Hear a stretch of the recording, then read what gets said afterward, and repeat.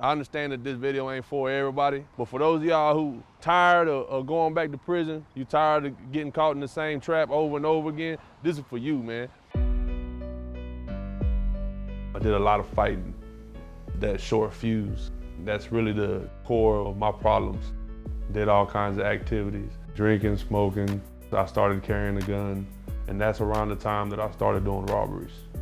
When I was 14, I had gotten incarcerated for assaulting a police officer. They put me in a secondary school. That's where I met the mother of my children. So at 14, I became a felon. I also became a father. Even though I was working, it still wasn't enough.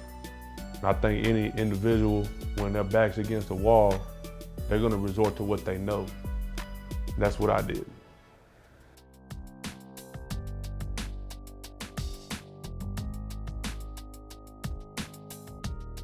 I was indicted on almost 30 counts of robbery, and I ended up signing and being charged with 7 counts at the age of 20. And they gave me 9 years. Those were the roughest couple years of my life. I know all of you guys, you're not home right now. All the decisions you make are for survival. You gotta figure out how to get back home, how to get back to where you do have a say-so.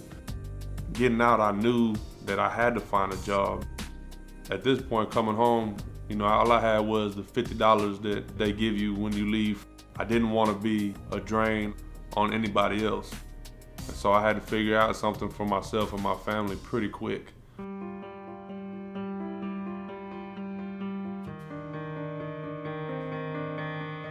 I had this felony, and even the fast food places, they won't even talk to you. You won't even get an interview. If you put it on the application that you're a felon, they'll never call you. And if you mark that you're not a felon, they may hire you, but once they find out you're a felon, they'll fire you instantly. My criminal history stopped me from moving forward every time. I really didn't see much hope for a job. I had kind of started to give up.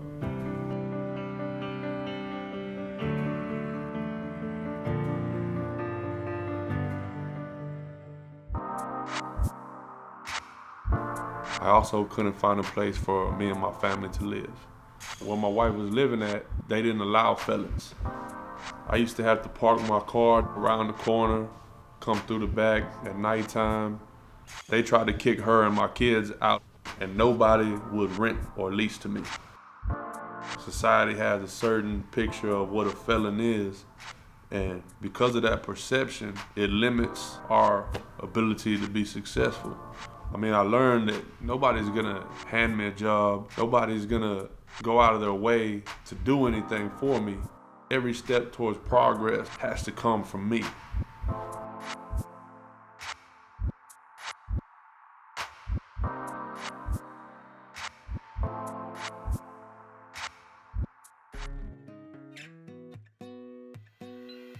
My baby sister, she had a job working at Goodwill. They saw that I was a pretty big guy, that I could lift some things, and they asked me if I was interested in work. I was hired as a part-time employee. Due to my background, all I was allowed to do was take the donation from the donor and put it inside of the building. I worked that job for that 9 months like my life was dependent on it, because my life did depend on it. I was working as much as I could, and if overtime was offered, I'm working overtime. But at the end of the 2 weeks when I got that paycheck, it wasn't enough to cover my bills. It's a daily temptation. I'm still tempted now to go back to hustling. I used to make that much money in a day, in the afternoon. But I really just had to stick to my guns though. When I first started, I wasn't taken seriously at all.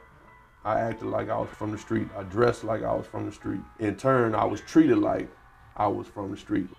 And in order to be taken serious by professionals, you have to become a professional yourself.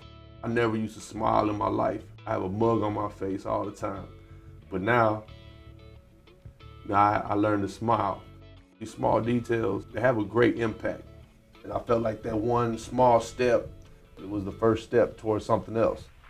It was around that time that the recycling department was just up and running. I put in the application, they promoted me. I just showed them everything that I could do. And then now I'm currently the aftermarket manager of environmental business services.